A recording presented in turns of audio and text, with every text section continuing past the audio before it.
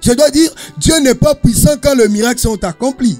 Dieu n'est pas puissant quand les paralytiques marchent. Dieu n'est pas puissant quand les gens sont ressuscités. Mais Dieu est puissant parce que tout ce qui sort de Dieu, c'est la puissance. La seule chose qui peut sortir de Dieu dans ses actions, c'est la puissance. Parce que l'omnipotence de Dieu, c'est le caractère. C'est l'attribut d'opération de Dieu. Comme il connaît tout, comme il est partout, quand il agit par la puissance.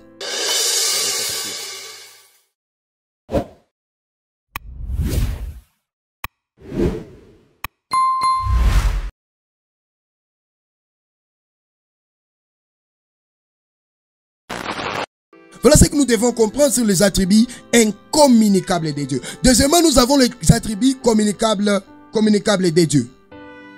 Dans les attributs communicables de Dieu, nous avons beaucoup de choses.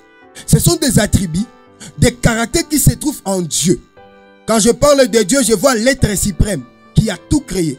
L'être suprême qui est le début de toutes choses. L'être suprême qui prône les monothéistes.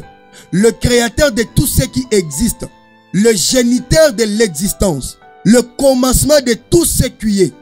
Voilà, le Dieu qui a été vénéré depuis des temps, des époques et des générations par des peuples.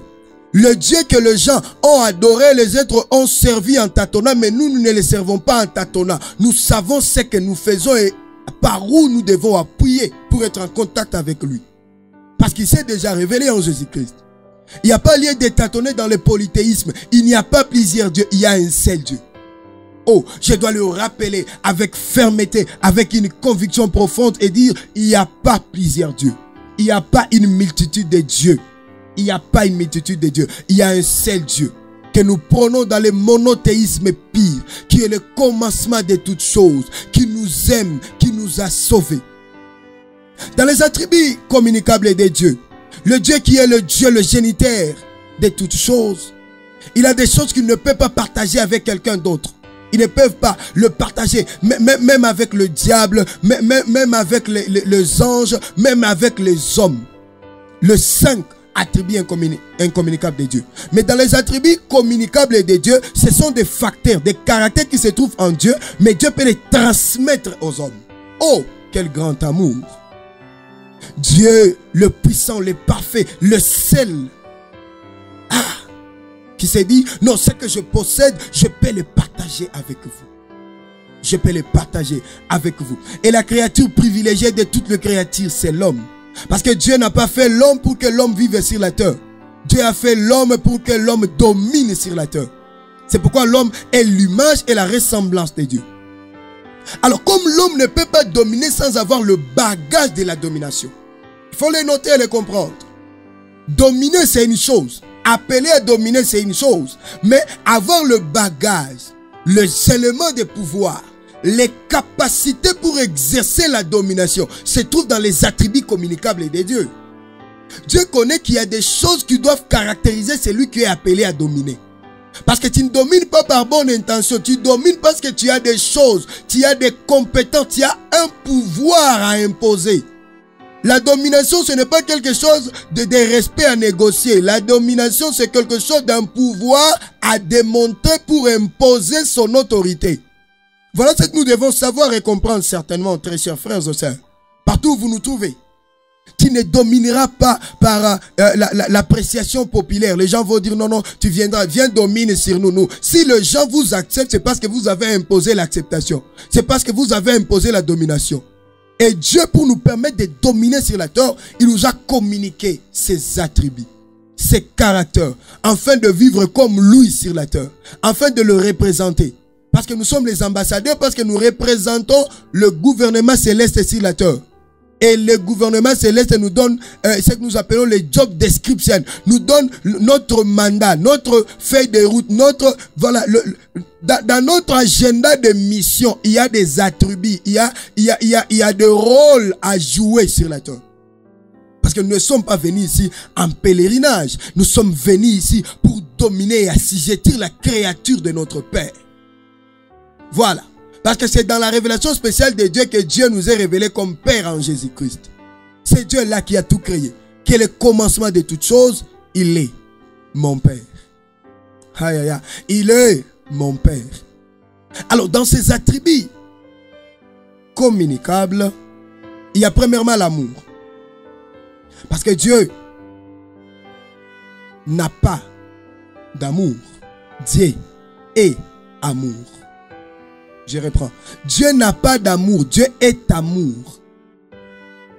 Et pour recevoir la révélation du Dieu d'amour, cette révélation se trouve dans le Seigneur Jésus-Christ. Le jour de son baptême, Dieu a dit, voici, la voix qui est sortie du ciel a dit, voici mon fils bien-aimé qui a toute mon affection. Pour dire, il n'y a pas d'affection en Dieu en dehors de Jésus-Christ. Pourquoi? Parce que dans la révélation générale, tout était souillé par le péché.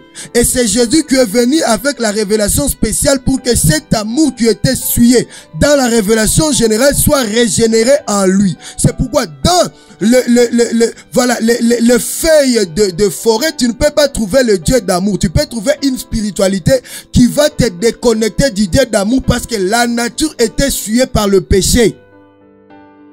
Alors, pour recevoir le Dieu d'amour, pour recevoir le Dieu authentique que tu dois adorer avec la paix intérieure, sans un vide permanent, il faut le recevoir dans le Seigneur Jésus-Christ. Voilà, Dieu, dans ses attributs communicables, il y a l'amour. Comme il est amour, il nous partage son amour. Pour partager cet amour aux autres, il nous communique ça. C'est pourquoi tu peux aimer. Maintenant là, tu peux aimer. Pas parce que tu veux aimer, mais parce que le Dieu amour est en toi. L'amour que tu vas donner, ce n'est pas ton amour, c'est l'amour de Dieu que toi tu transmets. C'est Dieu qui te communique son amour et toi, en tant que son représentant sur la terre, tu transmets cet amour aux gens qui nécessitent l'amour. Come on, come on, come on. Voilà, dans les attributs communicables de Dieu, il y a la sagesse. Dieu est sage. Dieu est je dirais comment? Dieu est sage à l'infini. Dieu est sage. Et cette sagesse, nous pouvons savourer cette sagesse une fois nous sommes à lui. Il peut nous communiquer ça. C'est dans ses attributs communicables.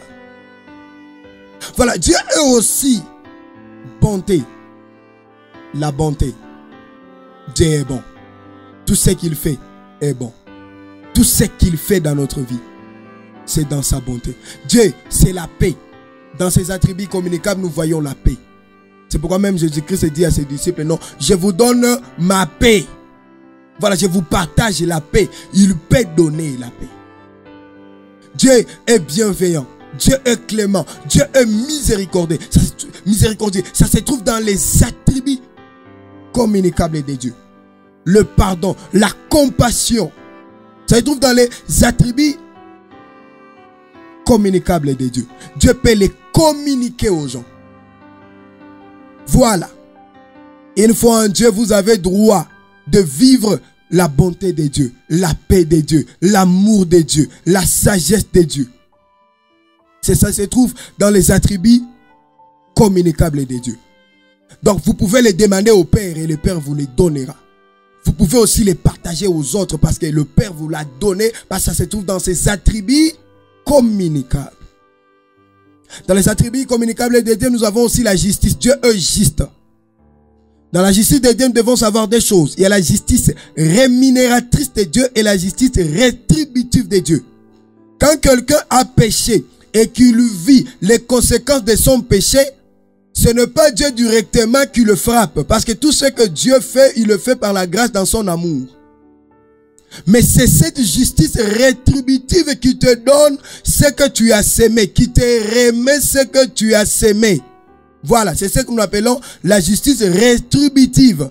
La justice rémunératrice, c'est la justice de Dieu dans laquelle Dieu exauce des prières, dans laquelle Dieu élève les indulgents, dans laquelle Dieu paye et rémunère les gens qui travaillent pour lui dans la fidélité. Et travailler pour Dieu, premièrement, servir Dieu dans le champ sémantique, dans l'étymologie. Parce que nous enseignons, beaucoup de gens enseignent des choses sans savoir comment, pourquoi et dans quelle manière ils sont censés enseigner des choses. Le service de Dieu, ce n'est pas d'abord chanter, ce n'est pas d'abord prier. Non, non, non. Le service veut dire culte. Voilà. Servir Dieu, c'est vénérer Dieu, c'est adorer Dieu. C'est ça le service. Hein? Quand Dieu dit non, non, les gens qui vont me servir, le Père va les honorer. Ce n'est pas les gens d'abord qui iront de montagne en montagne pour prier et prêcher. Non, ce sont les gens qui vont accepter de me rendre le culte. Rendre le culte dans cette dispensation, c'est d'accepter le Seigneur Jésus comme Seigneur et Sauveur. Quand vous acceptez Jésus comme votre Seigneur et Sauveur, directement vous êtes éligible à la justice rémunératrice de Dieu.